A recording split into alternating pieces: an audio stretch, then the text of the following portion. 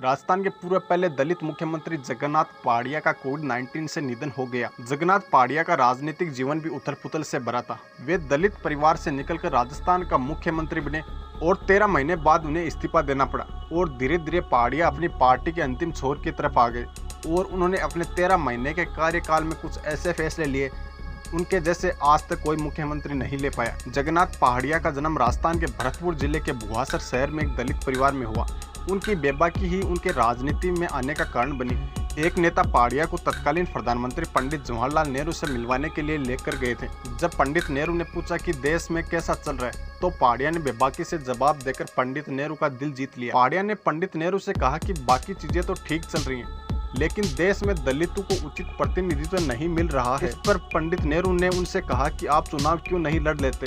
जवाब में पहाड़िया ने कहा कि आप टिकट देंगे तभी तो मैं चुनाव लड़ पाऊंगा। और इसी तरह से महज 25 साल की उम्र में जगन्नाथ पहाड़िया की राजनीति में एंट्री हो गई। साल 1957 में पहाड़िया सवाईमाधोपुर सीट से चुनाव लड़ा और सबसे कम उम्र के सांसद बनकर संसद पहुंचे।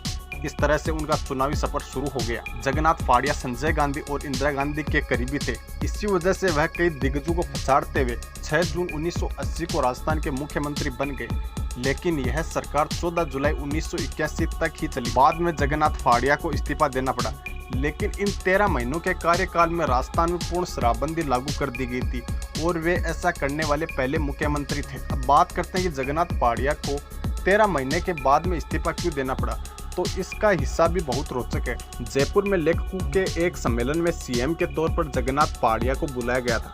इस कार्यक्रम में छायावाद की कविताओं के लिए मशहूर कवियत्री महादेवी वर्मा भी मौजूद थी। पहाड़िया ने महादेवी वर्मा की कविताओं के बारे में कहा था कि महादेवी वर्मा की कविताएं मेरे कभी समझ में नहीं आती, वे क्या कहना चाहती हैं। उनकी कविताएं आम लोगों के सिर के ऊपर से निकल जाती। मुझे भी कुछ समझ में नहीं आता, साहित्य आम आदमी के समझ में आए ऐसा होना चाहिए। और इसी बयान के बाद में राजस्थान की राजनीति में भूचाल आ गया। कहा जाता है कि जगन्नाथ पहाड़िया की इस टिप्पणी के बारे में महादेवी वर्मा ने इंदिरा गांधी से शिकायत की थी और उसके बाद जगन्नाथ पहाड़िया को सीएम पद छोड़ना पड़ा था।